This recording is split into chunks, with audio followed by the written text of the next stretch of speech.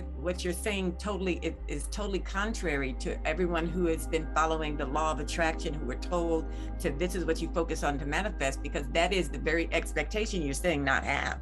Is that correct? Yeah.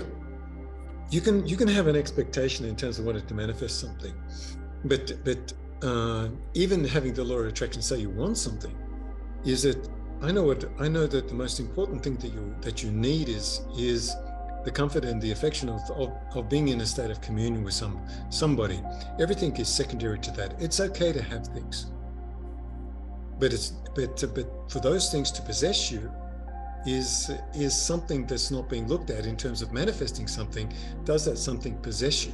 If you can manifest something and be prepared to let it go once you've got it, then the manifestation means nothing. When you got it, you let it go. If you've got it, you let it go. And everybody's got to test themselves. I've achieved something. Can I let it go now if I've achieved it? Or will the items possess you? So that, yeah. So even so, that philosophy doesn't go into the deeper ramifications of receiving. So that was kind of like the cities you were talking about. You can use them in real time, but don't possess it. Yeah. Or don't allow it to possess you because of your expectation and your demand has been fulfilled, so that you lose your humbleness or your true creativity to be a real human being.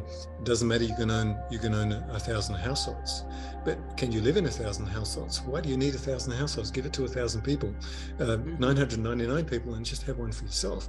Right. This is the way we're meant to progressively move as a humanity, not to obtain so much, but to obtain and then to give away what's obtained to make sure you're still safe and make sure somebody else is safe. This is the general premise in our society, which has been lost in terms of community.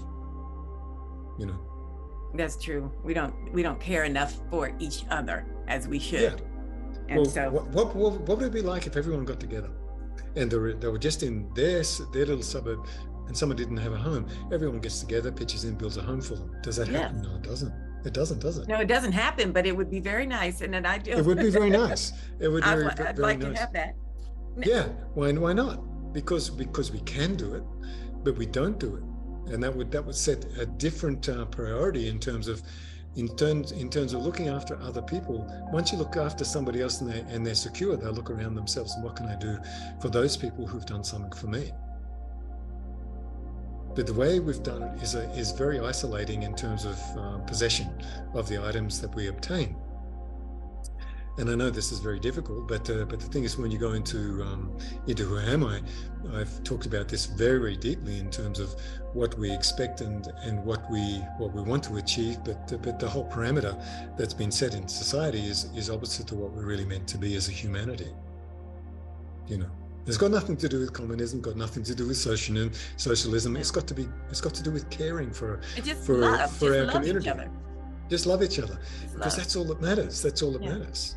And you put a house, heating, and food in front of somebody. If they don't have to worry about this, then they will look at their environment and say, "What can I do to care?" Exactly.